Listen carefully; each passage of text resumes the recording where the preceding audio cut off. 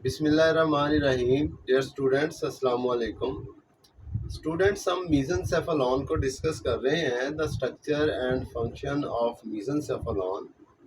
तो मीज़ेनसेफेलॉन को हमने डिस्कस किया कि इसके दो बेसिक स्ट्रक्चर्स हैं, एक टेक्टम और दूसरा टेगमेंटम। तो अगर हम इसके स्ट्रक्चर को देखें तो जैसे ही फोर ब्रेन ख़त्म होता है उसके बाद का जो स्ट्रक्चर है दैट इज़ मिड ब्रेन। ये वाला स्ट्रक्चर जो है, ये स्ट्रक्चर मिड ब्रेन कहलाता है या मीज़ेनसेफेलॉन कहलाता है।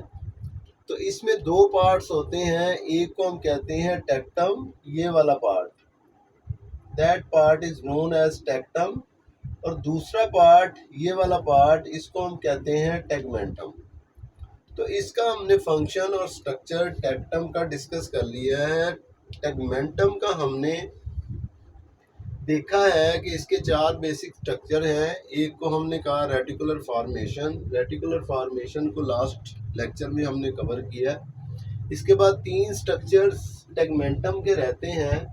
तो आज का हमारा टॉपिक जो है इसी पर बेस करता है कि हमने जो है वो नेक्स्ट थ्री स्ट्रक्चर जो हैं टेगमेंटम के वो डिस्कस करने हैं। वो तीन स्ट्रक्चर्स कौन से हैं? एक तो है पेरी एक्विडक्टल ग्रे मैटर, दूसरा है रेड न्यूक्लियस, और तीसरा है सब्सटेंशिया नाइग्रा। तो सबसे पहले डिस्कस करते हैं पेरी एक्विडक्टल ग्रे मैटर को। It is the region of the midbrain. ये मिड ब्रेन का ऐसा रीजन है सराउंडिंग द सेरिब्रल एक्विडक्ट, यानी कि सेरिब्रल एक्विडक्ट को जो सराउंड करता है, विच कंटेन्स न्यूरल सर्किट्स। इसमें ऐसे न्यूरल सर्किट्स होते हैं which are involve in species typical behaviour, जो स्पीशीज के टिपिकल बिहेवियर को कंट्रोल करते हैं।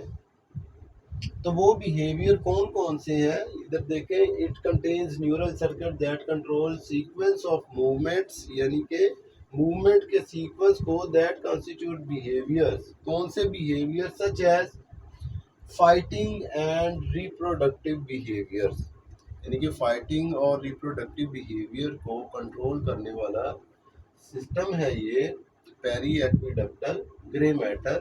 तो इसके बाद red nucleus and other structure of the tegmentum. A red nucleus, a large nucleus of the midbrain, ये मिड ब्रेन का लार्ज न्यूक्लियस है, that receives inputs from the cerebellum, जो इंफॉर्मेशन जो है वो रिसीव करता है कहाँ से? ये सेरिबेलम से। That structure is known as cerebellum. यहाँ से ये इंफॉर्मेशन रिसीव करता है। एंड मोटर कॉर्टेक्स, और मोटर कॉर्टेक्स, सेरिब्रल कॉर्टेक्स का जो मोटर पोर्शन है, ठीक है, मोटर कॉर्टेक्स, वहाँ से ये इंफॉर्मेशन रिसीव करता है and sends axon to motor neurons in the spinal cord, और ये अपने एक्सोन को सेंड करता है कहाँ पे? स्पाइनल कॉर्ड में। यानी कि मोटर न्यूरॉन्स, जो स्पाइनल कॉर्ड में मोटर न्यूरॉन्स हैं, वहाँ तक इनके एक्सोन जाते हैं रेड न्यूक्लियस के। तो वहाँ तक एक्सोन जाते हैं, इसका मतलब ये इंफॉर्मेशन जो है वो सेरिबेलम से और मोटर कॉर्टेक्स से रिसीव करके ये स्पाइनल कॉर्ड के मोटर न्यूरॉन्स तक पहुँचाता है। तो नंबर 4 पे जो स्ट्रक्चर है दैट इज सब्सटेंशिया नाइग्रा। तो substantia nigra are darkly stained region of the tegmentum that contains neurons that communicate with the caudate nucleus and putamen in the basal ganglia। ये दो स्ट्रक्चर जो हैं, caudate nucleus and putamen, are the basic structures of the basal ganglia।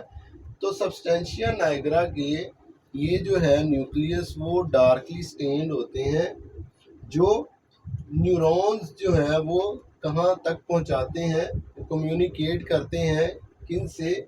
कार्डिएट nucleus के और पुटामन से। तो इसके अलावा ये जो रेड न्यूक्लियस और सब्सटेंशिया नाइग्रा है, red nucleus and substantia nigra are the structures which are important component of motor system. ये दोनों जो हैं यानी कि रेड न्यूक्लियस और substantia nigra, these are important structure of motor system, यानी कि मोटर सिस्टम ये बहुत अहम रोल अदा करते हैं।